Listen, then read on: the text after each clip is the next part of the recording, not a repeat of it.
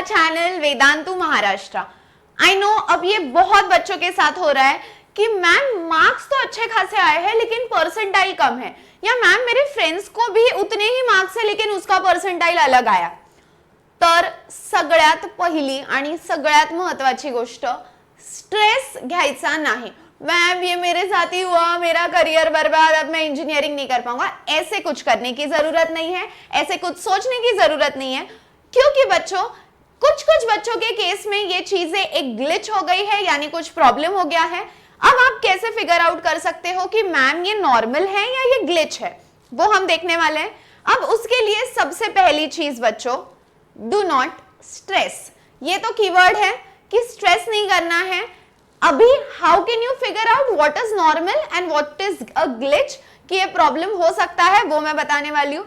और बच्चों आपके जो मार्क्स है, मतलब मार्क्स तो नहीं बोल सकते, बट आपका जो परसेंटाइल है, मार्क्स तो आपने आपके कैलकुलेट कर ही लिए होंगे, बट आपके जो परसेंटाइल है बच्चों, that and your rank, this also depends on your shift. तो ये मत सोचना कि होल एंड सोल सब कुछ अब मेरा परसेंटाइल पे ही होगा। एडमिशन प्रोसेस में your rank also plays an important role, your percentile also plays an important role, and your category also plays a very crucial role. Okay? अभी जैसे मैंने बोला रैंक्स तो अभी तक आए नहीं है, तो उसके बाद एक्चुअल प्रोसीजर शुरू होगी। आपका जो ऑनलाइन रजिस्ट्रेशंस है उसके बाद रजिस्ट्रेशंस होंगे। So there is a lot of process. ये कब शुरू होता है? जनरली आपका परसेंटाइल यानी रिजल्ट डिक्लेयर होने के अराउंड 6 to 7 डेज में ये डिक्लेयर हो जाता है। इसी चैनल पे लाइव वीडियोस में आपको दिखेगा कि मैंने और तुषार सर ने कल एक लाइव किया था जहां पे पूरा प्रोसेस आपको बताया था कि अगला प्रोसेस क्या होगा। अभी बच्चों यहाँ पे देखो, when can we say that it is a normal और अ ग्लिच। मान लो बच्चों अगर आपके मार्क्स आ रहे हैं फ्रॉम 105 टू 110, इसके बीच में अगर आपके मार्क्स आ रहे हो और आपके परसेंटाइल 20 परसेंटाइल, 30 परसेंटाइल, 40 परसेंटाइल आ रहे हैं, तो it is definitely a glitch. ठीक है, it is definitely a glitch, क्योंकि this is a okay score, a decent score. ये स्कोर में इतने कम परसेंटाइल आना इज डेफिनेटली अ ग्लिच, और इसमें हम कैसे वर्कआउट करेंगे वो भी मैं बताने वाली हूँ। सो 105 टू 110 के बीच में अगर आ रहे, सो या देयर इज अ ग्लिच।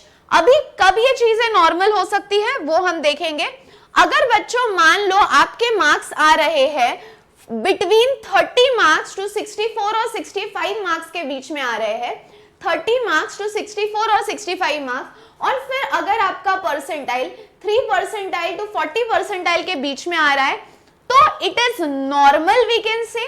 क्यों मैं बोल रही हूं इट इज नॉर्मल? उसके दो रीजंस हैं। नंबर ऑफ स्टूडेंट्स, कि नंबर ऑफ स्टूडेंट्स बढ़ गए हैं, and next is the difficulty level of the paper, and third is also the shift. But बच्चों ये मत सोचना कि मैम इतने लोगों ने सीईटी की एग्जाम दी थी, हमारा नंबर लगेगा या नहीं। एक बात याद रखना, जेई वाले बच्चे भी सीईटी देते हैं। अब जब उनका जेई देते ही है, हर स्टेट में मोस्टली देते ही है, जिनको इंजीनियरिंग करना है for safe side they will give JEE as well as CET. अब जेई का अगर उनका अच्छा स्कोर आया तो they will get admission on the basis of JEE, यानी वो सीट या नंबर ऑफ स्टूडेंट्स कम होगा, इसीलिए उसके बारे में स्ट्रेस मत करना। बट हम कब बोल सकते हैं कि ओके इट इज नॉर्मल? अगर 30 मार्क्स टू 64 मार्क्स के बीच में, 64 टू 65 मार्क्स के बीच में आते हैं, और 3 परसेंटाइल टू 40 परसेंटाइल अगर आपका आता है, तो बच्चों it you can say that it is normal. Why? Because it depends on 3 factors, number of students, difficulty level बढ़ गया था, and third is also your shift.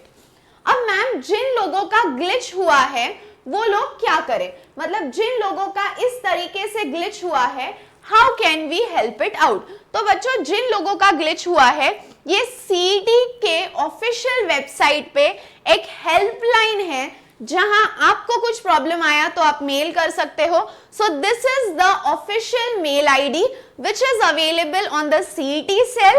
Okay, CET cell का वेबसाइट, सो CET helpdesk@maharashtraCET.org, इस पे आप mail कर सकते हो and it will be sorted. ये मत सोचना ये मेरे साथ ही हो रहा है, हर 10 में से 3 बच्चों के साथ ऐसा हुआ है। So do not panic, do not worry. आपका एडमिशन प्रोसेस, आपका कैप राउंड सब कुछ बहुत स्मूथली होगा, and I will be there with you in the entire process. कुछ लगता है तो कमेंट करो। तब तक ये तो नहीं बोल सकती पढ़ते रहो, तो हंसते रहो, खुश रहो, keep smiling, be positive, bye bye.